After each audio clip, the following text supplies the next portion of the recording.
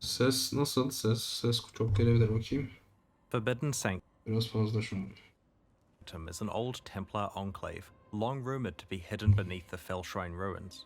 Abandoned for a long time, it is now controlled Al. by a malevolent entity. In this league, you'll explore it, find out its secrets, and deal with the evil that lurks there.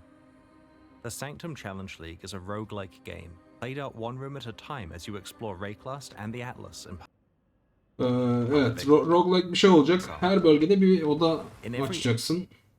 Oda gidişli bir area or map you enter, you can mekanik olacak. make a choice of which room in the Sanctum you will explore next. On the Sanctum map, you can see the contents of a few rooms ahead. Bir sonraki seçiminde bu şekilde planlama yaparak gideceksin. Seçe seçe gidiyorsun. Enabling you to plot a path through its dangerous halls. And the Sanctum is dangerous. Like most roguelikes, you should not expect to be able to complete it on your first try. Getting to the deeper floors requires experience, knowledge, and luck. You should Tehlikeli ve zor olacaktır diyor. Roguelike oyunlar gibi bitirmeyi hemen yapmayın diyor. Beklemeyin diyor. Tecrübe, bilgi ve şans gerekecektir. But over time, you'll be able to push yourself farther and farther. As you progress deeper into the Sanctum, you'll find a variety of treasures that will help you eventually fight your way to the dangers that await you at the end of its 4 floors. Eventually, by endgame, you may be able to push through all 4 floors to face the final boss. Every room Çok zor olursa sıkıntı var ya. Son boss'un şeyleri falan. Achievement'ları. Gerçi monster level düşük yapabiliyor musun acaba? roguelike needs a resource to help you track how well the run is going. In the Forbidden Sanctum, it is your resolve, indicated by this bar here. As you explore the Sanctum, your resolve is threatened by the dangers within. Resolve diye bir kaynak olacak. Şeyden gittiğin sürece yani odalarla ilerledikçe buna göre When you lose all of your resolve, ne kadar işte iyi gittiği, ne kadar tehlikeli olduğu oradaki Resolve'dan takip edeceksin. your Sanctum run ends. Resolve 0 olduğu zaman o roguelike run bitecek. Your level of resolve is maintained between consecutive rooms on your run, but is only shown when you're in the Sanctum itself. The resolve mechanic applies equally to all build archetypes. Your resolve is reduced when you are hit by monsters or environmental hazards in the Sanctum. Yaratıktan damage yediğin zaman bu resolve denilen kaynak life gibi düşünebilirsin, düşecek. And these telegraphed attacks are not affected by regular Path of Exile defensive mechanics. Şey gibi de değil, şeyle alakası yok yani. Defansın ne kadar zayıf olmuş, ne kadar kuvvetli olmuş, ne kadar şey olmuş da alakası yok. Tamamen burada yani hiç şeyin olmayan bir şeye de girebilirsin, defans olmayan. Such as evasion, armor, or block. While these attacks do some Burada normal yetenek kaçışı yapacaksın yani. Kendin şeyden kaçış yapacaksın. your regular life, the bulk of their impact is against your resolve.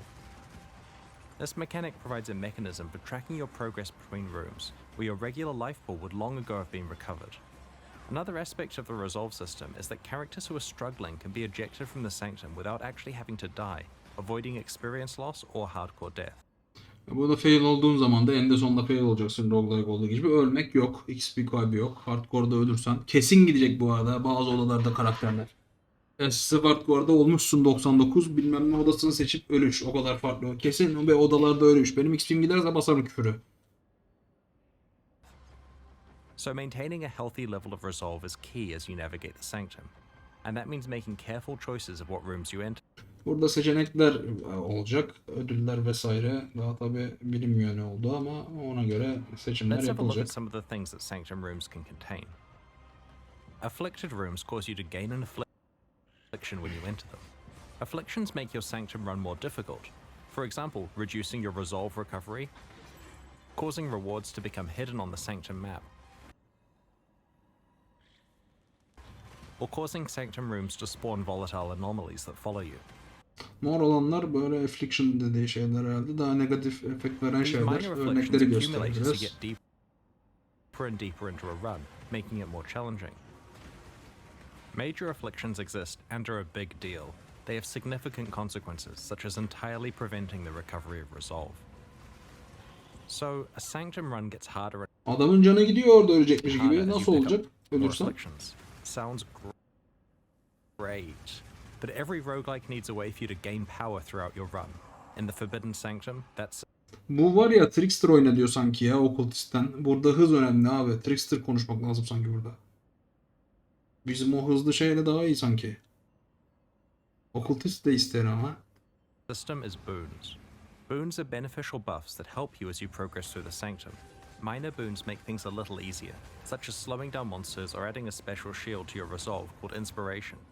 Major boons don't come along often. Bunlar da bufflar abi, şeydeki gibi. Biliyorum ölmediğini abi. That have XP'de kaybolmayacak. Hardcore'da ölüm de yok. Yanlış anlamadım. Doğru anladım. large effects such as preventing you from receiving more minor afflictions or recovering your resolve to 50% the next time you run out. Ben diyorum bug'lı olacak, öleceksin. Benim iddiam bu. Birileri ölecek illaki bir yerde. Düzgün yapamayacaklar. Yaptıklarını sanıyorlar. Due to the vast variety of afflictions and boons, no two runs are the same. Generally speaking, your best Sanctum runs are the ones where the afflictions you choose have little effect on you, and the boons either counteract them or have a large benefit for the strategy you're running. Some rooms in the Sanctum contain a fountain which will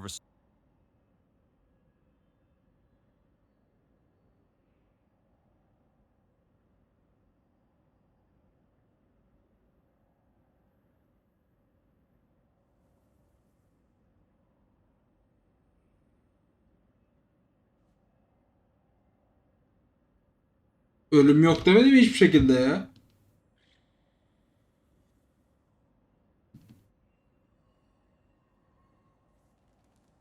Normal ölüm de mevcut yani. O zaman yanlış anlamışım, evet. Yani hem normal ölüm var ama şeyden biten ölüm yok. Boş iş. Net boş iş o zaman. Resolve'dan düşen Resolve düşünceki bitiş ölüm olmayacak sadece yani. Boş bir mekanik o zaman. Undecember PC ile senkron mu? Senkron abi ben. restore some of your lost resolve. Others contain afflicted. Abi emin misin öyle olduğunu? Ben anladığım kadarıyla sadece burada damage azalışı var çünkü o yüzden ölüm.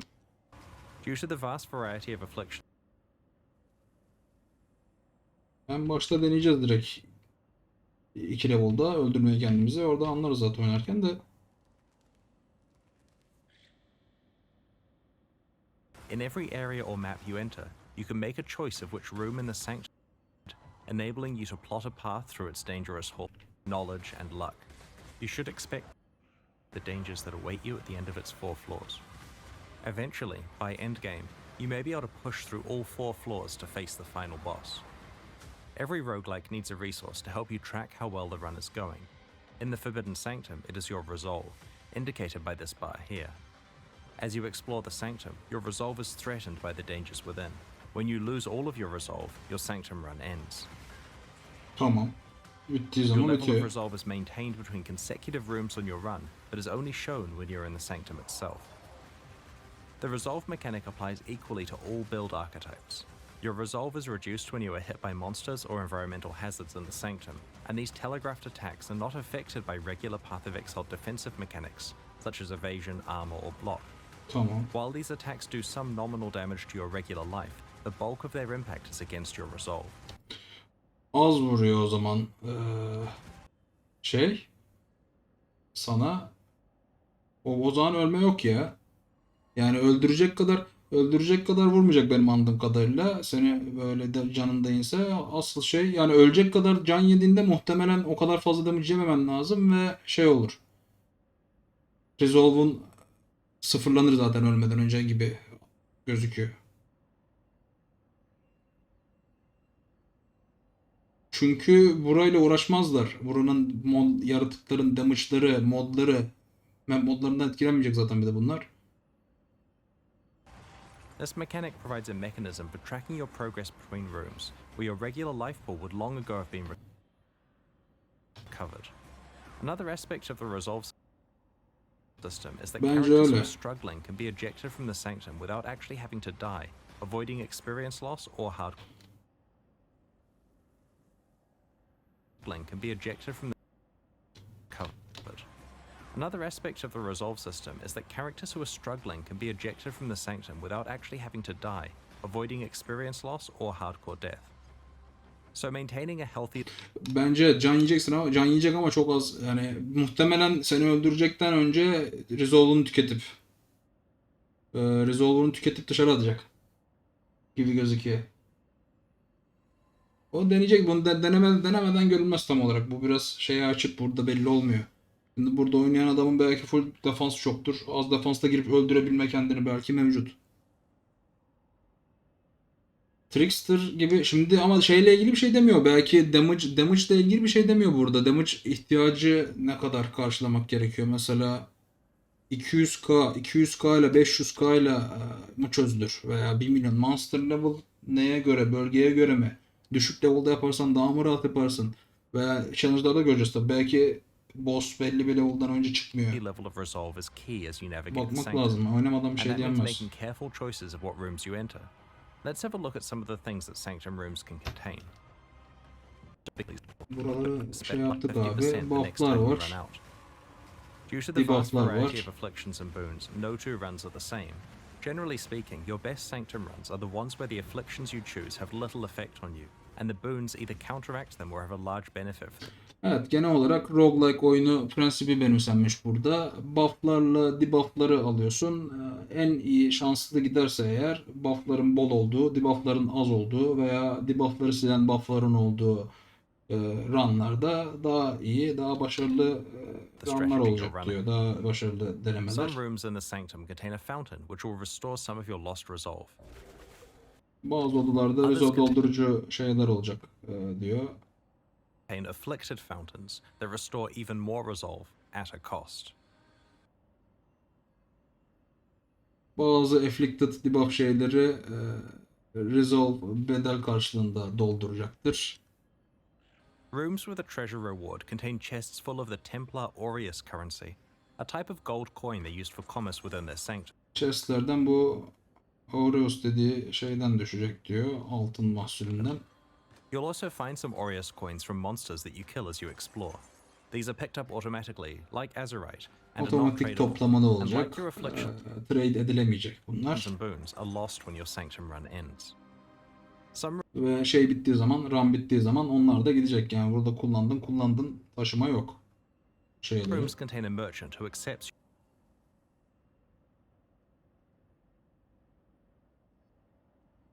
your Aureus coins in exchange for boons. Plan your purchases Bazı odalarda bunları alıp sana buff verecek vatandaşlar olacak diyor. NPC'ler olacak diyor. Orada böyle bir şeyler var. Bulduğun altını arttıran şeyler var burada mesela.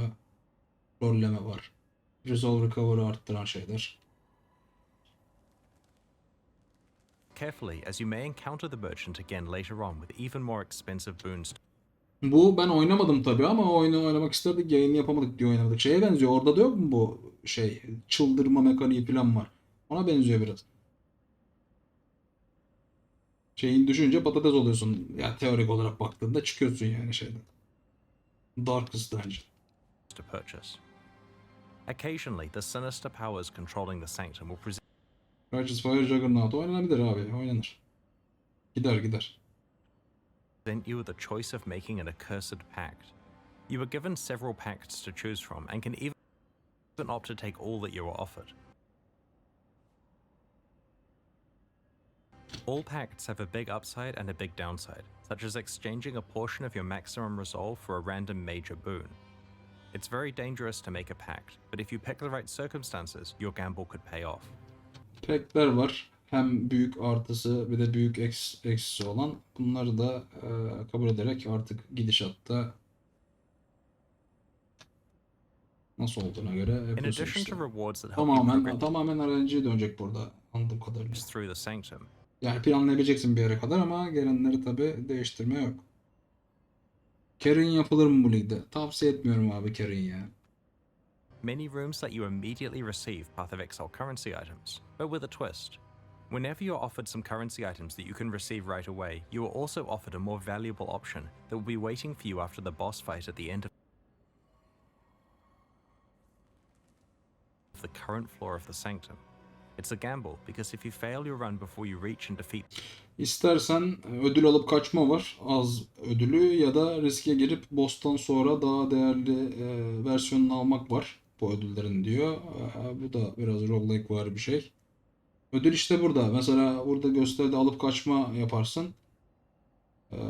Zaten yazıyor bak en üstte alıp kaçarsan 2 Orb of Horizon alırsın. Ortadakini seçersen 6 tane GCP alırsın o katı başarıyla bitirirsen. Eğer en alttakini seçersen tüm Sanctum'u bitirmen lazım. Boss'u kesmen lazım. Ki 18 kaos alabilesin. Sana kalmış bu. Gidişata göre muhtemelen orada kararını verip devam ediyorsun yani. the boss, you will not receive the reward you picked. Tabii sonunu seçip ölürsen almadan çıkarsın yani. Later on, you're offered the extreme temptation of getting a massive currency reward that is conditional on completing your entire Sanctum run without failing. At a specific point in the Forbidden Sanctum storyline, you'll discover a special altar that Templar relics can be placed on. These relics directly affect your Sanctum runs and are not lost. Bir seviyeden sonra belli bir noktadan sonra relik şeyi açılıyor. Kalıcı olarak bütün şeyleri etkileyen buff'ları içeren, statları içeren itemlar. Heist şeyleri gibi çalışan. Itemları gibi When the run çalışan. ends, they persist throughout the League as a permanent source of meta progression.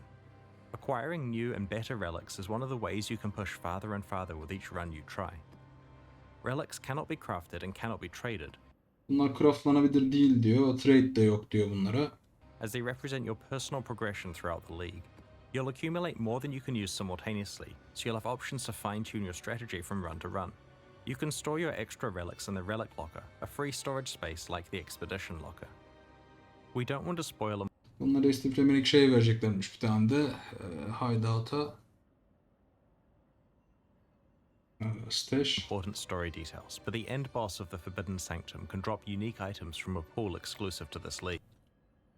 Spesifik unique'ler olacak. Bir tanesi ekrandaki mesela sondaki boss'tan düşebilen mahsunlar var. Today we'd like to show you a unique amulet called Eternal Bu güzel bir şey aslında. İyi yapar. Unique. Okkultisteye gider. Damnation. This amulet offers a powerful way to gain additional elemental mitigation by introducing the concept of elemental damage reduction. Despite the drawback of reducing your maximum resistances, if you have sufficient chaos resistance, this is more than compensated for. Because of the roguelike nature of the Forbidden Sanctum, defeating the boss of a floor is a difficult achievement and hence rewards a lot of experience. You may fail on the way, so if you do manage it, expect a good experience boost for your achievement. Another reward you can find is a special type of relic called a Sanctified Relic. Bir de Sanctified relikler olacak. Bunlar da direkt It has mods karaktere that directly affect your character's işleyen. build. You can only unlock one slot for this type of relic, and while these relics can't be crafted through conventional means, you may find special reward rooms in the Sanctum that can modify them. These relics exist for this league only and provide Bu da tradable olmayacak, craftable olmayacak. Sadece değiştirmelik odalar gelebilir diyor şeyin içinde. Bunları. Ama bu direkt karakteri güçlendiren mahsul. Bir de sadece bu liglik olacak diyor. Core gelmez böyle şeyler. a boost to character power for players who are able to master the Sanctum. The Sanctum Lig offers a roguelike experience that tempts you into taking risks and rewards you if those pay off. There's a lot to explore in the Sanctum, and we can't wait to hear about your experiences next week. Hemen böyle dodge'lamalı maclamalı In each garip garip expansion mekanikler. leading up to Path of Exile 2's release, we're improving Path of Exile's endgame, with new content to explore and improvements to how you customize your endgame experience. In the Forbidden Sanctum expansion, we're revamping the Atlas tree, reworking how Eldritch altars function, and are introducing 2 new Atlas memories. The Aleykümselam abi, Atlas hoş tree is geldin. generally working really well, but has a few problems we'd like to address. The tree offers you the ability to specialize in killing pinnacle bosses, providing extra rewards when you do so. While this sounds good on paper, it creates a situation where you're incentivized to specialize your tree for regular mapping, save up all of your boss fights, then respec fully into boss mode, and then do all of your saved up boss fights before Patch note'ta da söylüyordu bunu. Şu anki Atlas ağacı değişecek şeyden dolayı. Şu anki Atlas ağacı şeye zorluyor insanları. Önce her şeyi istifle bu büyük bosslarla ilgili. Ondan sonra hepsini kullanmak için bir gün seç veya ne zaman yapacaksan. Ağacını değiştir, sonra tekrardan geri dön. Ben de yaptım bunu yani geçen son. Bosslara giriş şeyleri daha efektif hale getirmek için işlerini. Before speccing back again. Ideally, the design of the Atlas tree would let you spec into one build and then just play the game. We have removed all boss bonuses from the Atlas. Bunun sonucunda da bütün boss şeyleri ağaçtan kaldırıldı. Üst tarafta bulunan boss, Maven, Elder, Shaper boss bonusları. And have baked some of them into the actual base properties of the boss fights. For example, you don't need to allocate the gaze into the abyss notable that makes the Elder more likely to drop a Watcher's Eye, as he just has that drop chance built in now. The Atlas tree is now focused on allowing you to specialize Onları da içine eklemişler normal şeylerin. into content that you encounter in every map. We also want you to be able to specialize into your favorite leagues even more deeply on the Atlas tree. Ne mi kaçırdın? Hiçbir şey kaçırmadın ve ligde görüşürüz abi, oynayacaksın. For each of the 10 leagues that the tree lets you disable, we've added a bunch more passives to the tree. Bir sürü değişiklikler yapıldı bununla ek olarak. Sadece kaldırma değil, bir de mekanikler bufflandı. Bridge tarafı değişmiş bak mesela sağdaki. Hatta birçoğu şekli de değişmiş. Şekli şemali değişenler var. Passives allow you to increase the league's spawn chance to much higher levels than currently possible and juice the league even further than before. We are making Ama evet, favori lig mekaniğini seçip daha çok abanma opsiyonu, çıkarma a opsiyonu number of vesaire changes to mevcut Eldritch olacak. altars that mostly affect their rewards, but will also affect gameplay decisions you make involving them. Some of the key changes include splitting up the basic currency, scarab, and divination card rewards to be explicit in their description of what rewards you'll get. For example, instead of map bosses dropping 3 unknown basic currency items, the altar specifically says which currency item they'll drop. As part of this change, we've removed some of the lower value yet quite common currency rewards from the pool, such as Orbs of Augmentation and Orbs of Transmutation. Speaking of scarabs, these will be less available from altars, but we've improved their availability elsewhere to offset this. Evet, bu da patch note'larda okumuştuk ama altarlar da değiştirilecek. Çok fazla şeyi değiştirdiği için, oynanışı değiştirdiği için çok cacık şeyler kalkacak. Çok spesifik şeyler değiştirildi. Bossların şeyleri mesela kuvvetsiz olduğu için dengelendi tarzı şeyler. Rusted scarabs can now drop from the core drop pool, and we've added a vendor recipe that allows you to upgrade your scarabs up to gilded. Scarablara da şey geldi. Hem bunlar scarablar, küçük scarablar, en küçük scarablar core olarak düşebilecek her yerden. Orb gibi. Bunları da upgrade edebilme opsiyonu da var. Ratio. You can also perform this action from your fragment tab using the new upgrade button. We have made reward types exclusive to different influences, so that you know which influence type to invest in if you want to target farm a certain reward. To give you a specific example, if you run maps influenced by, say, Eater of Worlds, you'll see Divine Orbs from the basic currency reward more than twice as often as before. We've also rebalanced rewards so that choices that affect boss drops or influence monster drops are comparatively more valuable. The Wrath of the Cosmos keystone has been reworked. Previously, it was so rewarding that players felt obligated to use it despite its extreme level of difficulty. It has retained the risk versus reward element, but with the overall intensity Bunlar toned down. değiştirildi abi. Detaylısını You patch can now also note'larda get okudum awakened zaten. gems from defeating Maven Witness map bosses. This additional reward helps further balance the expected returns from the various types of influence. Maven izlerken artık Awakened düşme şansı olacak. Biraz da yarışabilmesi adına ödül olarak altarlarla. In the Lake of Bilmekte bir kere Calandra yedir. we introduced Atlas Memories. When applied to your Atlas, they unlock a sequence of maps that tells the story of an NPC's past. These stories manifest as specialized encounters that involve a new challenge and exciting rewards. In this expansion, we've introduced 2 new Atlas memories, describing events related to beastry and domination. The beastry memory line allows you to capture harvest monsters as beasts for your Bir menagerie. tane yeni çeşit These şey harvest geliyor. beasts can be used in 9 new beast crafting Memory. recipes. These recipes cover an array of options. For example, you can remove one of the special modifiers from a Watcher's Eye jewel and then add another. This can have potent results, but won't affect the life, mana, or energy shield modifiers. You can re-roll an awakened gem from one type to another. Another example is that you can also Değişik reroll yeni a bir şeyler synthesis gelecek bu simplest yeni modifier. Memory'den If gelenler. your Bayağı item has more nadirdir than one muhtemelen synthesis bunlar. simplest, İyi it will gözüküyor ama randomly reroll one of them. ekstrem nadirdir diye düşünüyorum. The Domination Atlas memory thrusts you into a tale of pantheon gods that stand watch over their shrines. Like regular shrines, these are guarded by monsters and emit a buff that empowers the monsters until you claim that buff for yourself. This Atlas memory introduces a new set of shrines with specialized buffs, guarded by rare monsters that drop tantalizing rewards. Kötü oyun daha kötü olacak canım, o kesin. Artık böyle ha bu oyun. Sismik nerflendi. Oynuyor abi, oynanır, ne olacak? Trap'te yanlış olmaz abi. Trap kolay kolay yanlış yapmaz. Gider. Forbidden Sanctum expansion introduces a new type of shard that can drop from Harbingers, fracturing shards. When combined together into a full currency item, you get the fracturing orb, which Yeni şeyler var. Yeni Fracture için Harbinger'a düşebilecek shardlar, bir de orbları behaves the var. same as a fracturing craft from Biraz adam eder Harvest. belki. It can Drop be şansı used da on any önemli. rare Çok item az with at least düşüyorsa four hiçbir şey olmaz bu modifiers. arada. When the orb is applied, it locks one of the modifiers in place so that further crafting efforts do not affect that modifier. Items fractured in this way can only have one fractured modifier. Previously, this crafting option was gated behind the Oshabi fight in Harvest. Now that it has been rehomed to Harbinger, the Harvest crafting option is no longer available. This means that you'll be able to use your Harvest Life Force and Oshabi kills on other crafts. Because fracturing shards drop from Harbinger... İlk startta Blade Vortex fakultesi denemeyi düşünüyordum. Diğer azar Revision altı zırh Pop'da da onunla sayarlarım. Pop'da direkt kafaya göre level'e eklemek yoksa başka bir şey lazım mı? Yeni halini hatırlayamıyorum ya nasıl olduğunu. Ama öyleyse kendin manuel eklersen olur ya.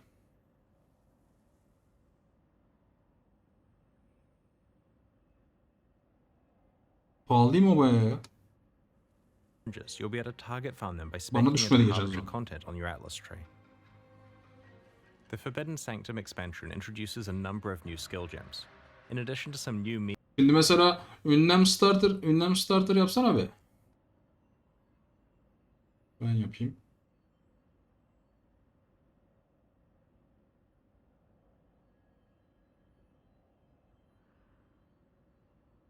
Daha da azalır burası.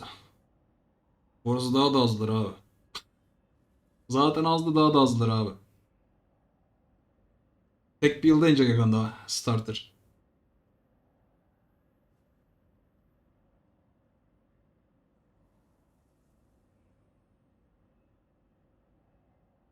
Ben Doom'suz oynadım canım. Doom'la benim oynadığım kendi build'ım şey olmaz o kadar. O %30 falan değil benim kendi şeyimde yapacağım kayıp ama yine de evet.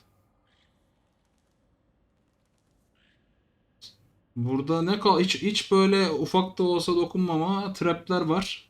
Explosive Device Trap. Miner'lar devam. Poison Concoction zayıflar biraz ama zaten start'ta abi bu. Bone Shatter. Bone Shatter'ın Allah belasını versin ya. Evet, Bone Shatter yazarız. Boş kalmasın diye. Helix Lightning Strike direkt burası gider. Explosive Arrow var. Righteous Fire'da kalır. Inquisitor'un yanına Juggernaut ekleriz. Hadi Eye of Winter Mine oynanabilir halinde. Spark. Ya Spark kalır ya. Spark kalır abi. Ha, Bone Shatter yazmışım zaten. BFBB'yi sileriz abi direkt. Ama sismik yazacağım bu sefer. Start'a. Sismik yazacağız abi. Bir de Cleave yazmamızı istiyorlar ama yazamayacağız tabi. melee Vaal skills we'll discuss later in the livestream, there are two totally new skills that we'd like to unveil today. Volcanic Fissure is a new fiery slam skill that can be Yeni used iki with tane staves, skill var. maces, axes, and unarmed attacks. Birisi Strike the ground to create a chasm that winds towards Molten your target. Strike'la şeyin This karışımı, chasm can partly Thunder'ın. round corners before erupting as the fissure gets as close as it can reach. It releases a burst of fiery projectiles that explode on striking the ground. Enemies hit by multiple impacts will take a lot of stacked damage. Use it up close for reliable bursts of damage or aim fire Teon away to farmlamak damage isteyenlere larger tavsiye ederim area. abi.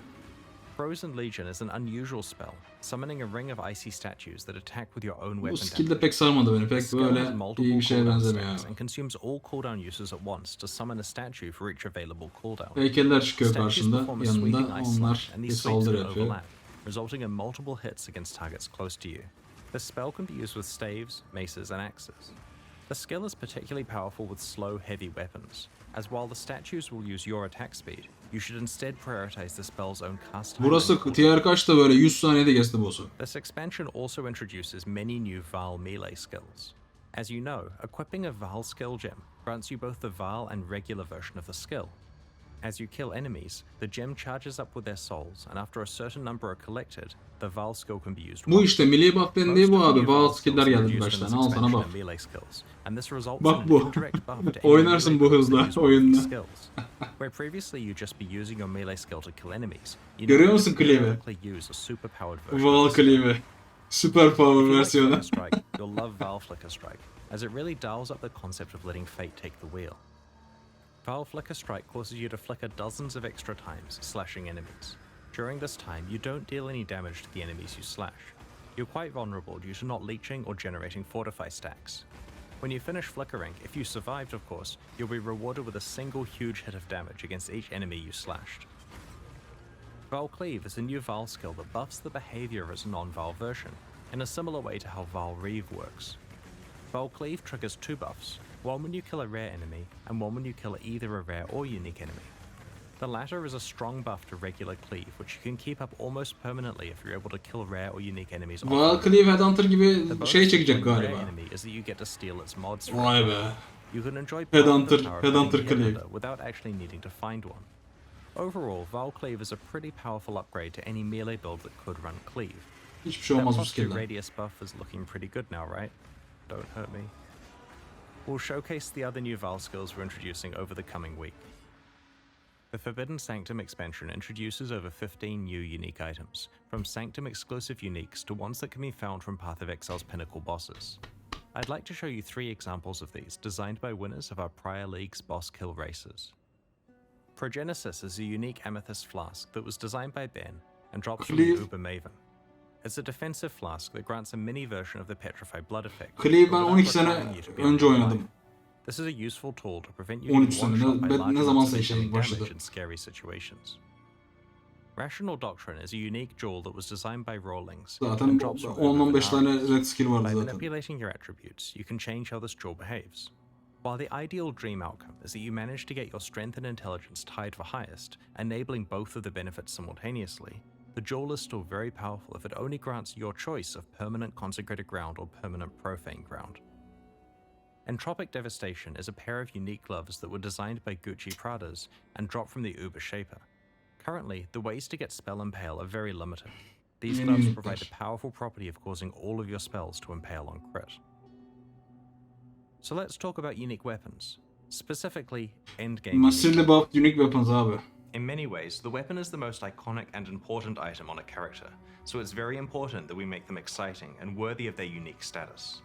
While some unique weapons have special properties that enable entirely new builds, others are best compared to Massively abi. powerful items. Unique silah alıyorsun oyunu bitiriyorsun abi.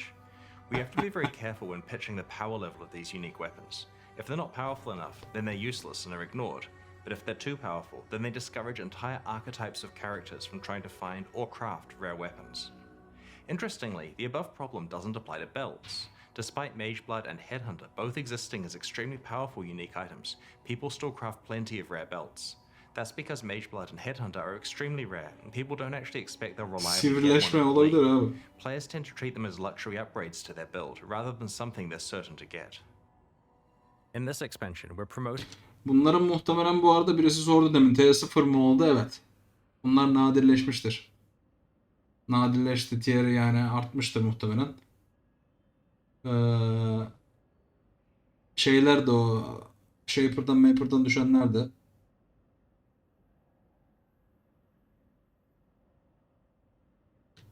Sanırsın ki şimdi bu silahı adam sanıyor ki %128'den %168'e mesela kaç DPS bu balta? Şuradaki gösterdiği. Bir dakika. Kaç DPS abi? Bu zaten 182 295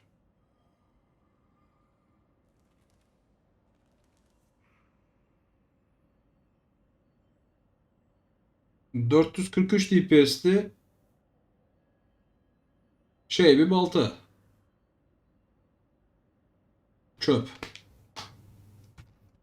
Çöp abi. Ben sana söyleyeyim. Ne oynayacaksın abi Unended? Cleave için gider. Cleave oynarsın. Putting 10 iconic but underused unique weapons to the same tier of rarity as Mage Blood and Headhunter. We are buffing them a gigantic amount and are making them incredibly hard to find. Cleave gider Remember abi. when Starforge used to be an exciting item? Well, after this change, it certainly is again. It still drops exclusively from the Shaper and the Uber Shaper, but it'll take a lot of runs or a lot of luck to earn it. Over the next week, we'll reveal the other unique weapons that have been massively buffed. We have targeted around 10 iconic Massively underused buffed unique abi. weapons and have generally buffed only their damage stat, but by a lot. Ayıp ol. We've made a number of changes to jewels that are covered in a recent balance manifesto, but in case you missed it, we want to quickly summarize what the changes are. In the Forbidden Sanctum expansion, we have made jewels a better source of ailment mitigation by buffing the values Jewel'ların of şeyleri ailment fena from değil. jewel modifiers, Jewel'ların and adding new defansif modifiers opsiyonları that yani. enable mitigation to a wider variety of ailments than Jewel'lar before. biraz We've kuvvetlenmesi also removed some lazımdı ailment zaten. mitigation modifiers that were only available on jewels through corruption, because there are now better options through the regular jewel mod pool. This also means that other desirable corruption modifiers, like immunity to corrupting blood, are more likely to roll. We want the moment of finding a unique jewel to be way more exciting than it currently is. We've added a handful of new, very powerful unique jewels. Unique jewel'dan da çoğu old, less kalktı. interesting ones. Çoğu An kalktı. example of one of these new unique Nadir jewels is olanlar, iyi Firesong, olanlar which kaldı. propagates any modifiers to your ignite mitigation to other elemental ailments. If you're able to substantially reduce the duration of ignites on you, then you can use Firesong to basically shrug off any elemental ailment. For full information about the other changes to unique jewels, check out the balance manifesto post we made recently. Ya Righteous Fire'e yat We've aşağı abi. rebalanced Gerek yok curses to uğraşmaya make them ya. stronger where they matter most, against unique monsters and pinnacle bosses. We have buffed several Hex-related unique items and reworked unique items that previously interacted with Doom. To replace the Doomsday Keystone passive, we have brought back a version of an iconic curse-related keystone from the past. We've introduced some powerful new unique items that interact with hexes, which we'll reveal in the lead-up to launch. For more details on changes to curses, check out the balance manifesto we posted recently. Skill'e bak, or skill'e. the patch notes Skill'e that will koş. come out after the livestream concludes. When we first created the Archnemesis monster mod system, our goal was to improve Path of Exile's outdated set of monster mods with new and interesting mechanics that have modern game balance. We feel that Archnemesis did introduce a lot of interesting mechanics, but it unfortunately had several of its own problems. We have replaced Archnemesis with a system that is more similar to the way monster mods worked in the past. The new monster mods are a lot simpler. They now each do one thing and very clearly state what they do. Each encounter with a rare monster is now less complex and is easier to understand in the heat Cycle'a atıyor adam. 10 saniyede ölüyor. 10 saniyede ölüyor sana. of combat. compared Ölmüyor to abi. Sonsuz, Archnemesis. sonsuz fight. You'll still encounter challenging combinations. 6 link bu arada o Cycle'ın oradaki. Yanlış olmasın. Eline de almıştır Soul Taker. Bufflanmış Soul Taker'ı. Undecember gelir abi. Birazdan şu bitsin. of mods Undecember'a from time geçeceğim. to time, but this emergent synergy will be rare. Reset geldi zaten saat işte. The goal is that combat is interesting and varied, with moments that get your heart racing, but without the frustrations of the Archnemesis system. Let's talk about rewards. Under Archnemesis, it often felt mandatory to bring in a magic find culling character to kill some monsters for you in order to maximize your rewards. In the new system, we've added a significant pool of Yalnız bu trailerlar, patch notlar eskiden bu kadar değildi. Yani yayını da yaptım tabii bayağı. Onları da hatırlıyorum. Çoğunu yaptım. Çoğunu değil belki de hepsini. İlk yayın işi başladığından beri yapıyor muyum ben de onları?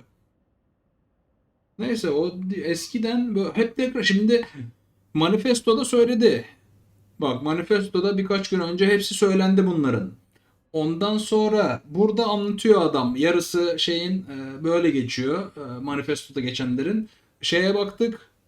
%40'ı patch notların yine manifesto. Bu üçü zaten pişirip adam aynı şeyi söylüyor. Eskiden böyle değildi abi. Manifestoda bahsediyordu biraz. Tamam manifesto vardı. Bu kadar detaylı değildi. Neler yapılacağı bahsediliyordu. Sonra burada tamamen farklı şeyler de geliyordu tanıtımda.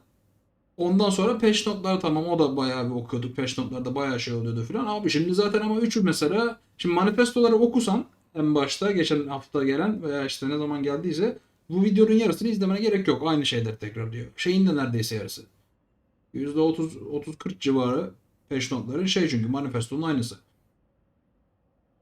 new rewards to rare. Bu yeni moda bu şimdi tekrar. Zaten bir kısmı şey geliyor, MTXler geliyor şimdi birazdan zaten. The reward that is on Hiç, the abi monster çok is az çalışma var. hidden and Olamaz not abi böyle bir associated şey. with a specific mod, so you don't know what kind of rewards you will get until you kill the monster. Rare monsters with more mods are more likely to have these special hidden reward bonuses. To find out more about other balance changes that are taking place in the Forbidden Sanctum, check out the patch notes which will be Abi available patch notları check out dediğim burada söylediklerini söylüyorsunuz sanki. Other dediğim bir şey yok ki neredeyse. when the live stream ends. Over the last year or so, some of our senior developers have been tinkering with a more challenging way to play Path of Exile. We've been publicly alpha testing this mode, known as Ruthless, for the last month, and are planning to make it available to anyone who's interested alongside the launch of the Forbidden Sanctum next week. Ruthless is an optional additional character flag like hardcore O da or hard solo modu abi self-found Ruthless. that completely changes how Path of Exile feels to play. Ruthless is a lot more difficult than regular Path of Exile, but it doesn't achieve this by making the monsters harder to kill. It instead focuses on reducing character power through extreme. Evet, SSF'de gitgide kısılıyor. Ben oradaki şeyleri dediğim gibi muhtemelen göremem. Unique Jewel belki hiç görmeyeceğim düştüğünü. Hepsi nadirler oldu zaten Unique Jewel düşenlerin. Belki hiç görmeyeceğiz bu yüzden Unique Jewel. Yok. Unique silahlar tamam, zaten işim de yok Unique silahlarla da. Build kıskacı gitgide daralıyor yine tekrardan. Lightning Strike yani oynamazdım. Benim şeyim değil ama oynamak istesen gitti. Helix başlasan yok. Yok işte hiçbir şey olsun. Gitgide daralıyor. Gitgide daralıyor.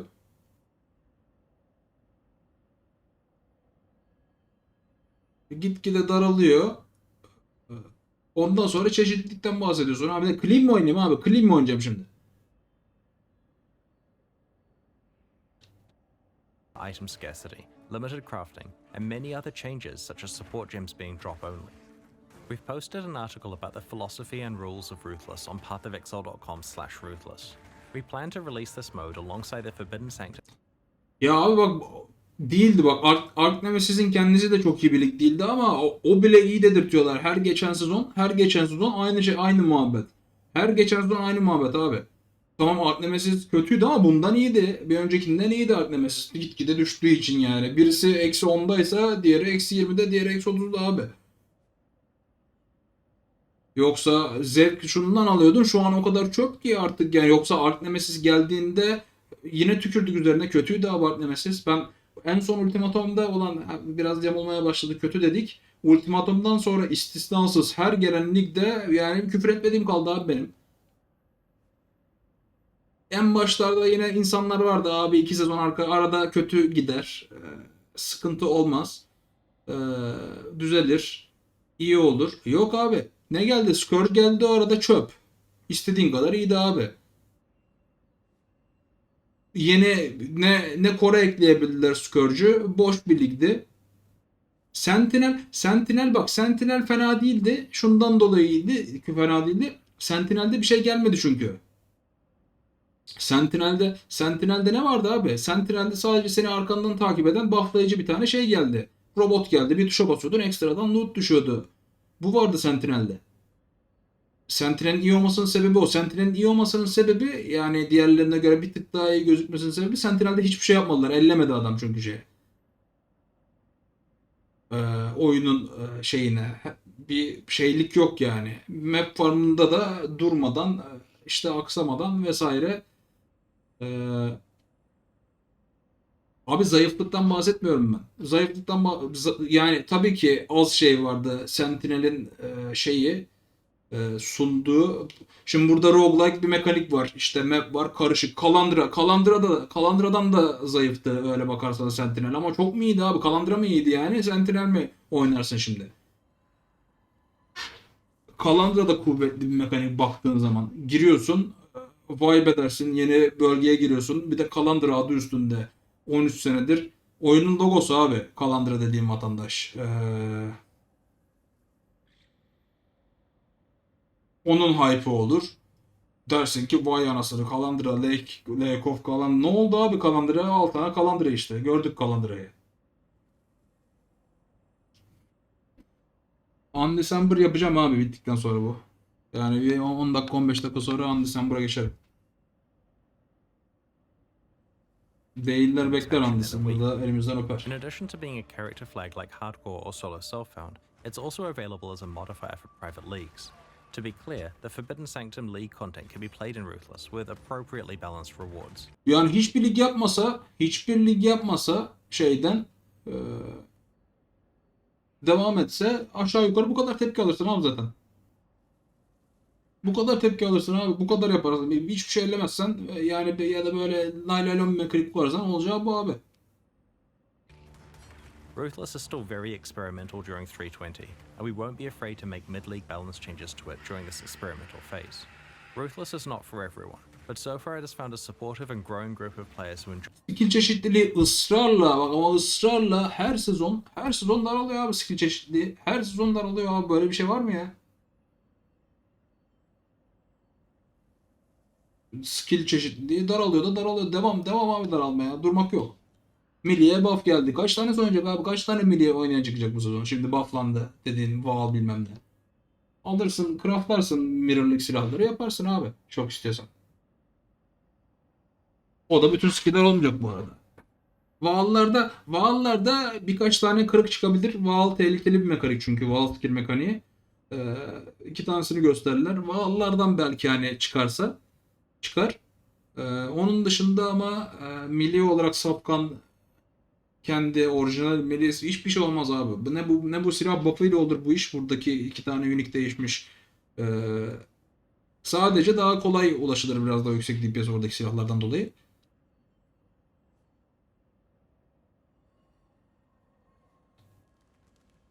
Onun dışında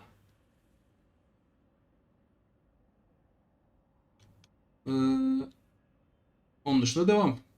Daralma devam şeylerde. Enjoy the additional challenge that it brings. If it sounds like something you're interested in, then try it out next time you're looking for a new way to enjoy Path of Exile. This expansion also contains a number of small quality of life improvements. Some examples are divine vessels can now be used by right-clicking them rather than taking them to sin. On the player overhead life bar, the energy shield bar is split into a separate bar. You can now right-click an itemized Temple of Exile to see its. Bunları göstermek iş midir abi patch notlarında? Nerede görülmüş? Eskiden böyle bir şey mi vardı? Adam Beastcraft'ta mouse üzerine geldiğinde ne söyleyeceğini bunu bir de adam iş yapmış gibi söylüyor ya. Anlatıyor abi. Yeni moda bunlar şimdi. Quality of Life'ı dolandırıp böyle büyük iş yaptık diyorsun. Yeni moda abi bu.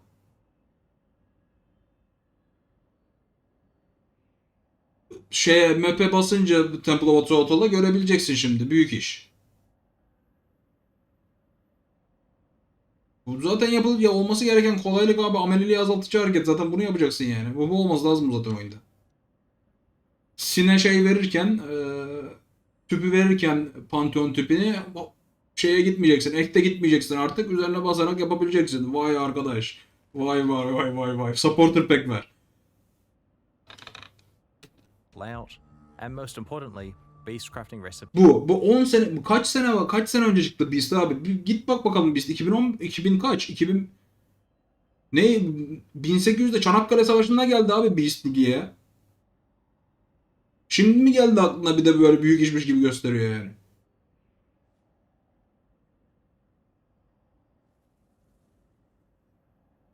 Recipes that add mods to flasks now actually say what the mods do. We'll post more information about these and other quality of life improvements in the lead up to release. Today we're launching two. Ben Beast oynarken neredeydik abi? O kadar eski ki onu bile hatırlamıyorum yani. Hatırlıyorum Beast'i hayal ama yani o kadar geçmiş ki oldu artık başka hayattan abi. O kadar vakit geçti yani üzerinden.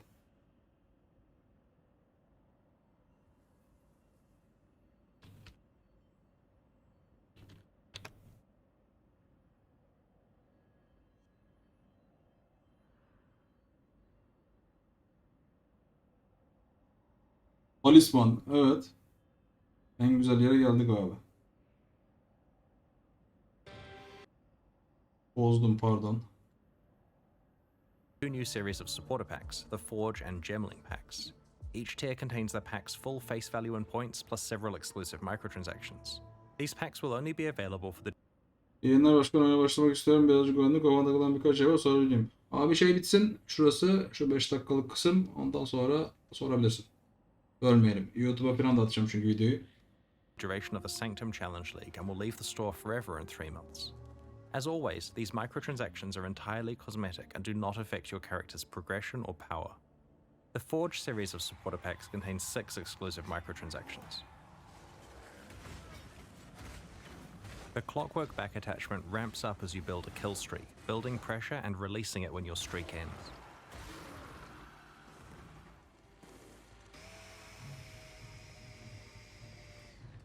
The Delirious Hideout decoration lets you summon delirium fog in your hideout at will. MTX'lere harcanan zaman oyunun kendi şeyine harcansa Okay, you're looking a little pale, Exile.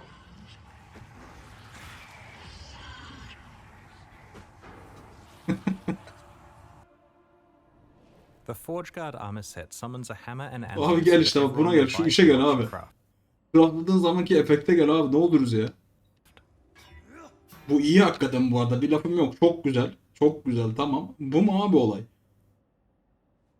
Yeni oyun yaparsın neredeyse. Bunu yapan yeni oyun yapar.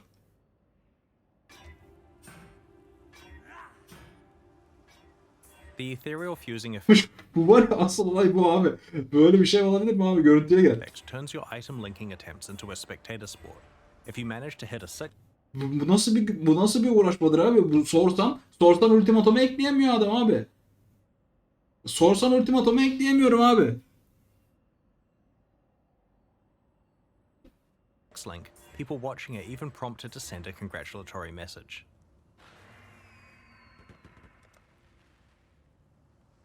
Bir de dışarıdan şey var, dışarıdan basıyor adam, tebrik etme butonu var abi. If you manage to hit a 6 link, people watching are even prompted to send a İnsanlar dışarıdan izleyecek, olaya bak abi. Tam da yapacaksın bunu, herkes görüyor. congratulatory message. Bir de altı link yapınca adamı tebrik etme şeyi yapıyorsun bir anda. Mekaniğe gel, lig mekaniği abi bu. Lig mekaniğinden daha karmaşık bunu yapmak.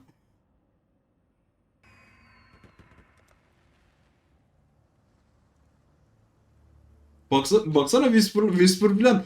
Tuşa basıyorsun, Whisper atıyor tebrikler diye otomatik basanlar.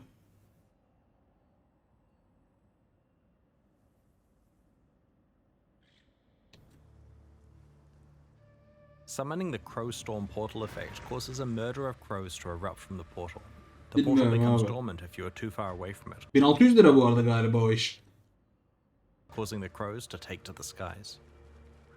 The High Templar weapon effect smites the undead you fight and scours the souls of those you put to rest. The Gemling Pack series also has 6 exclusive microtransactions. The Beehive weapon effect lets your weapon play host to a swarm of angry bees, which erupt from the hive whenever you hit an enemy with the weapon. Critical hits cause the hive to send Arı out its best çıkarıcı. warriors. The Stampede Quicksilver Flask makes you the leader of your own personal rower herd. Activating the flask causes a host of ghostly rowers to charge alongside you. MTX'lere bak abi, ne This is oluruz the ya. Gemling Artificer armor set. It is inlaid with gems that match the gems you've socketed in your items. Crafting gems with gem cutters prisms, Vaal orbs, or regrading lenses visualizes the process for all to see. This armor set also includes alternate gem level up effects. Prospero's ring blesses you with a constant shower of coins, and it helps you thank players you've traded with through a hearty fist bump. Trade yapınca yumruk tokuşturma. Efekte bak abi. Efekte bak, ne oluyoruz abi. The Consuming Ooze pet bounces alongside you and devours corpses in your wake, spitting out a tidy pile of bones. Finally, this pack allows you to reunite with Kadiro Perandus. Kadiro'yu getirsen şeyle, MTX'le. Konuşsun diye. Abi şeyler bu da garip bir iş ya. Inviting him to your hideout as a vendor. In addition to buying items from you and using his connections to accept your divination cards, he'll provide commentary on your goods, equipment, and anything else he sees fit to judge you for. That might be a little too much to drink, even for me. Kadiro has hundreds of lines of Kadiro öldü, nasıl geliyor? Parayla gelir abi. Parayla her şey gelir. voice acting. What? Oh, a mighty headhunter. I'm so impressed. Try to duck when the brain fragments splatter everywhere. You wouldn't want to sully your armor.